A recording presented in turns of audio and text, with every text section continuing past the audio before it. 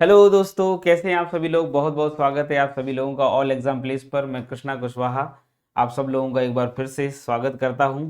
बेटा, आज हमारा यूट्यूब की जो श्रृंखला चल रही है, यूनिट वाइज क्या पढ़ें क्या ना पढ़ें और इसमें से क्या क्या महत्वपूर्ण टॉपिक को हमें छोड़ना है, उन महत्वपूर्ण टॉपिक को हमें जो है एमपी सेट की एग्ज़ाम की तैयारी में यूज़ करना है, उनके बारे में हमारी जो एक श्रृंखला है उसका चौथा वीडियो है आज हमारा ये।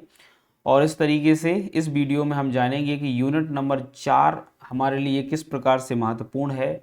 जो हमारे एमपी सेट की यूनिट नंबर 4 है, जिसमें एनवायरमेंट ऑफ ज्योग्राफी यानी पर्यावरण भूगोल के बारे में बताया गया है, इससे संबंधित कौन कौन से महत्वपूर्ण पॉइंट्स हैं, टॉपिक हैं जो हमें पढ़ लेना है, बाकी सबको स्किप कर देना है। तो आज की इस वीडियो क्लास में हम जानने वाले हैं। साथ ही साथ कुछ एमसीक्यूज़ के बारे में भी देखेंगे जो प्रीवियस ईयर में पूछे गए, यानी जिनको अपन पीवाईक्यू कहते हैं। ठीक है, तो आइए जान लेते हैं।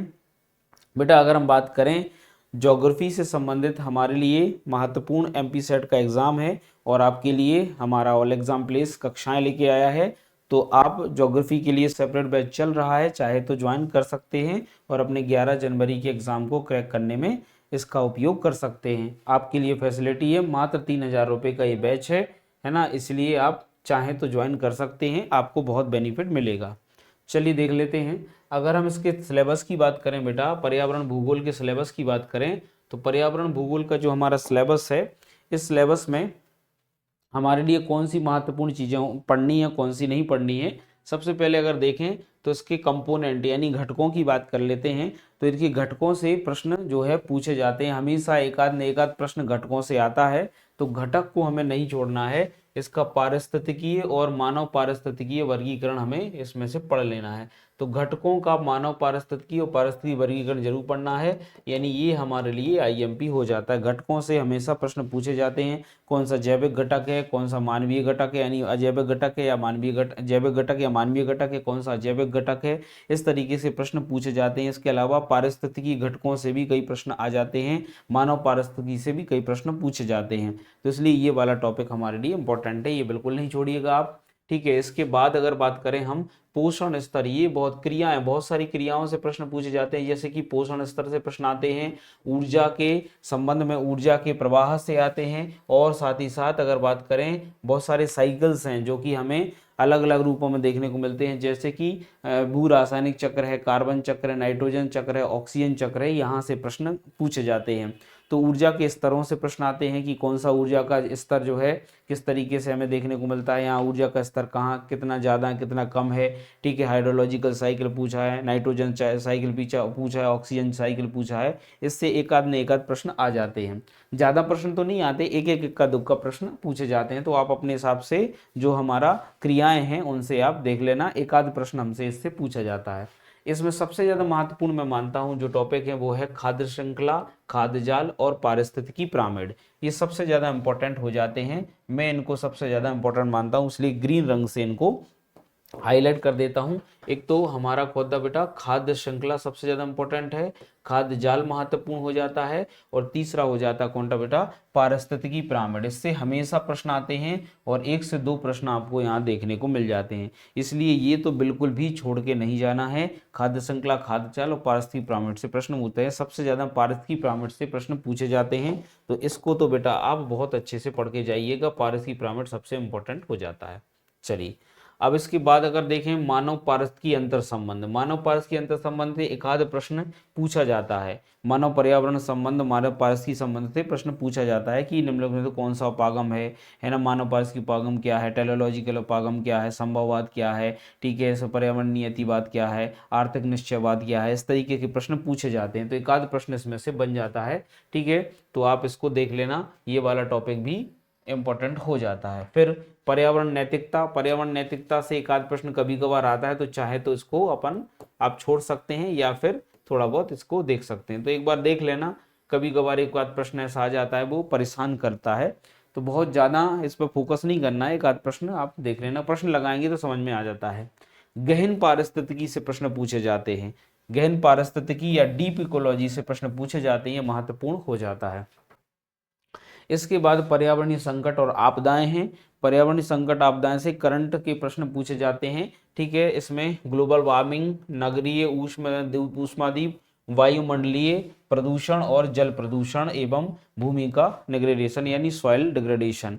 तो कुल मिलाकर ये जो हमारे कुछ डिजास्टर्स जोड़े गए हैं या कह सकते हैं पर्यावरणीय संकट हैं, इनको एक बार देख लेना, बहुत ज़्यादा कठिन नहीं है, जल्दी हो जाएंगे, थोड़े से पढ़ेंगे आपके हो जाएंगे, क्वेश्चन इसमें से लगा लेना, बहुत ज़्यादा ध्यान देने की आवश्यकता नहीं है। फिर इसके बाद कुछ नेशनल जो है हमारे कार्यक्रम हैं और उनके साथ में कुछ पॉलिसीज़ या नीतियां हैं जिनको आपको देख लेना है। इसमें आपको नेशनली और इंटरनेशनली कुछ समझौते आ जाएंगे, कुछ सम्मेलन आते हैं, तो इसमें से आपको करंट वाला टॉपिक ज़्यादा पढ़ लेना है। इसमें देखो ये लिखा हुआ है ना, अंतर्राष्ट्रीय समझौते और अंतर्राष्ट्रीय कार्यक्रम और नीतियां, तो राष्ट्र की और अंतर्राष्ट्रीय नीतियों में इसमें आप थोड़ा सा करंट पढ़ लीजिएगा तो आपका काम बन जाता। ठीक है, तो करंट अफेयर्स आपको सबसे ज़्यादा इसमें पढ़ लेना है। इसके बाद वाले टॉपिक सब करंट के ही टॉपिक हैं। ठीक है, जैसे कि ब्रंटलैंड कमीशन है, क्योटो प्रोटोकॉल है, एजेंडा 21 है ना, सतत विकास की अवधारणा है और पेरिस सहमति है, ये सब करंट के टॉपिक हैं। तो कुछ नेशनल और कुछ इंटरनेशनल जो कार्यक्रम है ये करंट से आप पढ़िएगा। ठीक है, तो इतना मुद्दा अगर आप मैं बताऊं आपको, तो इतना वाला भाग जो राष्ट्रीय कार्यक्रमों से है, ये वाला भाग राष्ट्रीय कार्यक्रमों से लेकर यहाँ तक का सब संपूर्ण भाग है, ये करंट का है, करंट अफेयर्स का है बेटा।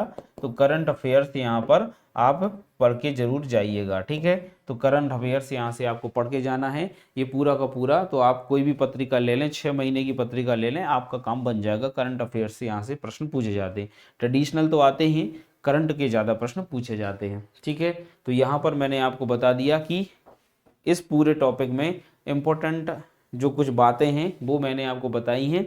करंट का कहाँ से पढ़ना है, इसके अलावा जो संकट आपदाएं हैं इनको एक एक बार पढ़ लेना, ज़्यादा इसमें दिमाग लगाने की जरूरत नहीं है। लेकिन सबसे ज़्यादा पारसी पिरामिड से प्रश्न पूछे गए हैं, इसको बिल्कुल नहीं भूलना है। खाद्य श्रृंखला खाद्य जाल को बहुत अच्छे से पढ़ लीजिएगा। ठीक है, ये महत्वपूर्ण हो जाता है। ऊर्जा के स्तर और सबसे ज़्यादा जो टफ प्रश्न बनते हैं वो मानव पारिस्थितिकी के अंतर संबंध और उनके संबंध में उनके प्रभाव से प्रश्न बनते हैं, ये भी बहुत ज़्यादा इंपॉर्टेंट हो जाता है। ठीक है, तो इस तरीके से आपको ये पूरा का पूरा सिलेबस अच्छे से दिमाग में रख लेना है। ठीक है, अब आते हैं कि आपको इसके PYQ और MCQ भी लगाने हैं। तो इस क्लास में अपन कुछ PYQ की बात कर लेते हैं, किस तरीके के इस यूनिट से प्रश्न पूछे जाते हैं। और हमारी जो क्लासेस चल रही हैं, इन क्लासेस में भी हम इसी तरीके से चीज़ों को बहुत अच्छे से देखने की कोशिश कर रहे हैं। और यहाँ पर मैंने अपनी क्लासेस में इन्हीं टॉपिक पर ज़्यादा फोकस कर रखा है। ठीक है, तो आइए जान लेते हैं किस तरीके के प्रश्न हमारे इस पूरे के पूरे जो यूनिट नंबर 4 है इससे पूछे जाते हैं। सबसे पहले प्रश्न क्या है बेटा, भारत में राष्ट्रीय वन्यजीव एक्शन प्लान की शुरुआत कब हुई थी। वन्यजीव एक्शन प्लान पूछ गया। एक वन्यजीव संरक्षण अधिनियम है जो 1972 में आया था और जिसके तहत 73 में हमारे यहाँ क्या हुआ था बेटा, टाइगर रिजर्व बनाए गए थे। ठीक है, टाइगर को जो है एक प्रकार से संरक्षित किया गया था। ये राष्ट्रीय वन्यजीव एक्शन प्लान है। और वन्यजीव एक्शन प्लान कब आया था, तो हमारे यहाँ 1983 से लेकर अगर आप देखोगे बेटा तो 1983 से लेकर 2001 तक ये चलाया गया था। तो 1983 में इसकी शुरुआत हुई थी। तो इसका सही आंसर क्या आ जाएगा बेटा, सी इसका राइट आंसर। ना तो 63 है, ना 77 है, ना 93 है, 83 इसका सही आंसर हो जाएगा। तो 1983 में राष्ट्रीय वन्यजीव एक्शन प्लान भारत सरकार द्वारा लाया गया था, इसको आप लोग याद रखिएगा। ठीक है, देखिए व्याख्या देखिएगा, 1983 से 2001 तक जो है ये लाया गया था। ठीक है, नेक्स्ट, जब पारिस्थितिकी तंत्र में बृहद स्तरीय व्यवधानों या विक्षोभों के बाद स्थिरता स्थापित हो जाती तो उसे क्या कहते हैं।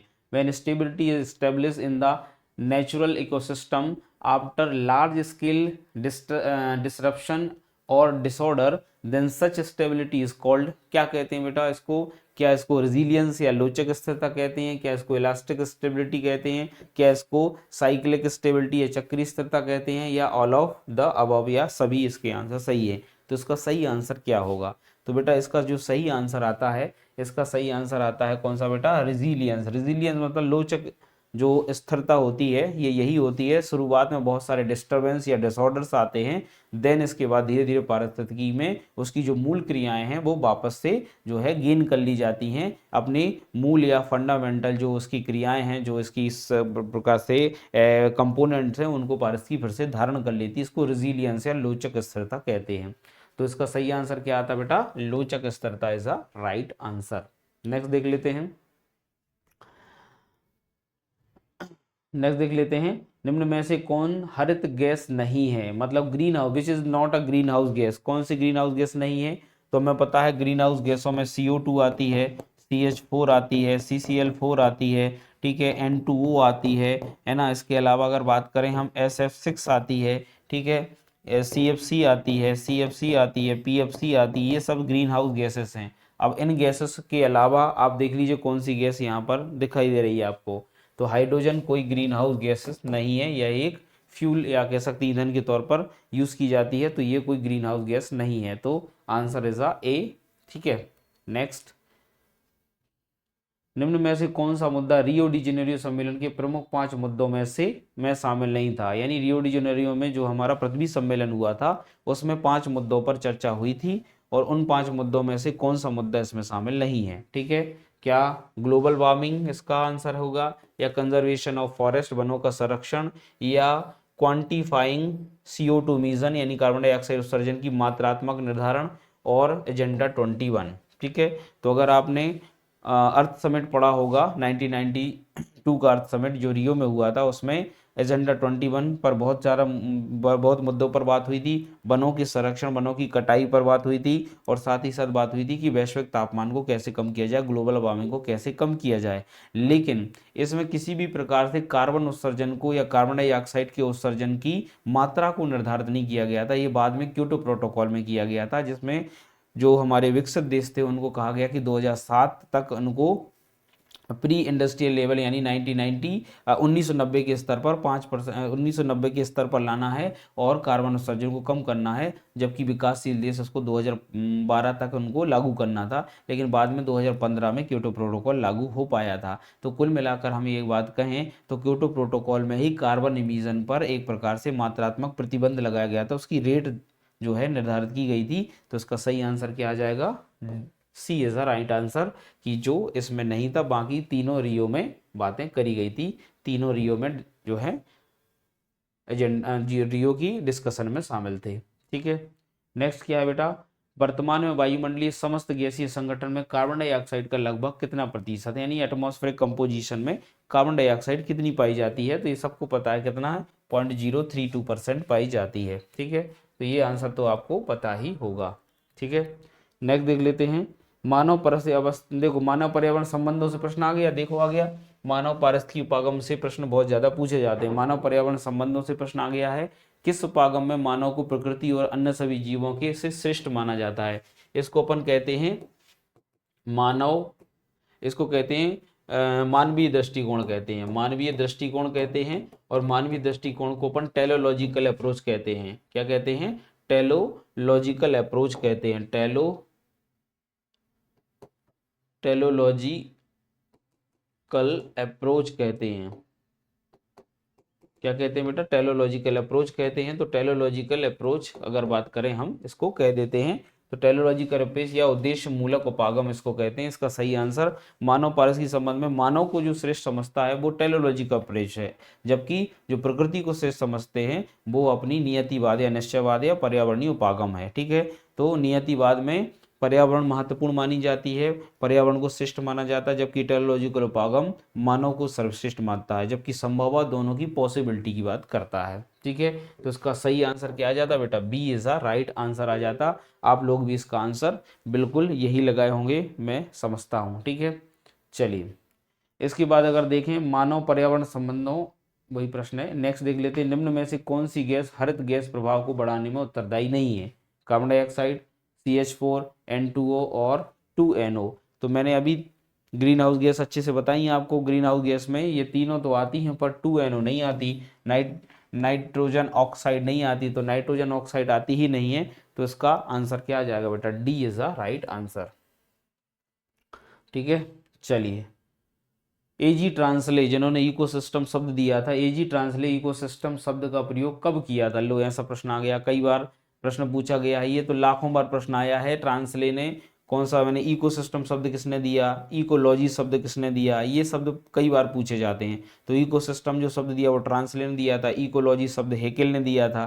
तो इस तरीके से अगर बात करें तो यहाँ पर ट्रांसले ने इकोसिस्टम शब्द कब दिया था, तो ये 1935 में दिया था। कब दिया था बेटा? 1935 में। ये तो रटा रटाया क्वेश्चन है, आपको पता होना चाहिए, ठीक है। 1935 में जो है दिया था, इकोसिस्टम वर्ड दिया था। ये प्रश्न कई बार पूछा गया है और ये कहाँ से आया है? तो ये आया है हमारी इकोसिस्टम से आया है, पारिस्थितिकी से आया है, ठीक है। फिर which of the following is not a major biome, यानी निम्न में से कौन सा एक प्रमुख बायोम नहीं है? तो बायोम क्या होते हैं पहले तो ये पता होना चाहिए। बायोम क्या होते हैं? पारिस्थितिकी तंत्र के बृहद एरिया जहाँ पर बहुत सारी डाइवर्सिटी पाई जाती है, यानी एक से अधिक पारिस्थितिकी तंत्र मिलकर बायोम बनाते हैं। और हमारी पृथ्वी पर कई बायोम पाए जाते हैं, जैसे टुंड्रा बायोम, टैगा बायोम, ठीक है, शीतोष्ण कटिबंधीय बायोम, उष्ण कटिबंधीय बायोम, विषुवतीय बायोम, ठीक है। तो विषुवतीय बायोम, ऐसे कई बायोम्स होते हैं जहाँ पर पारिस्थितिकी तंत्र जो है बहुत विस्तृत होता है, जहाँ इकोसिस्टम बहुत विस्तृत होता है, कई पारिस्थितिकी तंत्र मिलकर बायोम का निर्माण करते हैं। तो टुंड्रा बायोम तो है भैया, टेम्परेट बायोम भी है ना, और ट्रॉपिकल बायोम बिल्कुल सही है। तीसरा एंटार्क्टिक बायोम नहीं, एंटार्क्टिक कोई बायोम थोड़ी है। अंटार्कटिक में तो एक जैसा मौसम, बर्फीले भाग हैं, कोई डाइवर्सिटी नहीं है, एक जैसा तापमान है। क्योंकि बायोम वास्तव में बहुत सारे पारिस्थितिकी तंत्र का क्या होता है बेटा? मिश्रण होता है, जहाँ पर अलग अलग तापमान, अलग अलग जीवों की प्रजातियाँ, पौधों की प्रजातियाँ, कई प्रकार की डाइवर्सिटी, चाहे वो स्थल की डाइवर्सिटी हो, चाहे वो लैंड अगर बात करें जल की डाइवर्सिटी हो, या अलग अलग प्रकार की जीवधारियों की डाइवर्सिटी, ये सब कुछ पाया जाता है बायोम में। लेकिन अंटार्कटिक में क्या पाया जाता है? बर्फ पाई जाती है, कोई जीवधारी होते नहीं है। तो इसका आंसर पर अंटार्कटिक आएगा, क्योंकि इसमें किसी प्रकार का बायोम नहीं है ये, ठीक है। तो इसका सही आंसर है अंटार्कटिक बायोम। फिर जीरोफाइटा वनस्पति किस क्षेत्र में होती हैं? ज़ेरोफाइटास, ये तो मरुस्थल की वनस्पतियां हैं, उष्णकटिबंध नहीं है, डेजर्ट है, बिल्कुल डेजर्ट की वनस्पतियां, दलदल की नहीं है और ना ही पोलर रीजन की है। तो ज़ेरोफाइटा कहाँ उगते हैं बेटा? वो उगते हैं कम वर्षा वाले स्थान, यानी अर्धशुष्क मरुस्थलीय भागों में उगते हैं। तो इसका आंसर सही क्या आएगा? डेजर्ट रीजन में उगने वाली वनस्पतियां हैं ज़ेरोफाइटा, ठीक है। इसके बाद विश्व में सर्वाधिक जैव विविधता कहाँ पाई जाती है? बताइए इसका आंसर सही क्या होगा? विश्व में सर्वाधिक जैव विविधता कहाँ पाई जाती है? तो विश्व की सर्वाधिक जैव विविधता क्या शीतोष्ण वनों में होती है, क्या सवाना ग्रासलैंड में होती है, क्या नॉर्थ ईस्ट इंडिया में, या फिर इक्वेटोरियल फॉरेस्ट में? बताइए कहाँ होती है। तो आपको पता होना चाहिए कि अगर आप देखोगे, मैंने पढ़ाया भी क्लासेस में कई बार, कि इक्वेटोरियल जो रीजन होते हैं हमारे, जहाँ पर विषुवत रेखीय वर्षा वन पाए जाते हैं, यहाँ विश्व की सर्वाधिक जैव विविधता पाई जाती है। जैसे कि अपने अमेजन की बेसिन, कॉन्गो के वन, ठीक है, इसके अलावा पापुआ न्यू गिनी और जो हमारा पूर्वी द्वीप समूह है, यहाँ के वनीय क्षेत्र, इंडोनेशिया के वनीय क्षेत्र बहुत ज़्यादा सघन है। भारत में देखें तो पश्चिमी घाट के क्षेत्रों में बहुत ज़्यादा जैव विविधता है, जो वर्षा वनों के लिए जाने जाते हैं। तो वर्षा वन या विषुवत रेखीय वन, इनको रेन फॉरेस्ट कहते हैं। तो ये रेन फॉरेस्ट है, ठीक है। तो आंसर क्या आएगा? Equatorial one.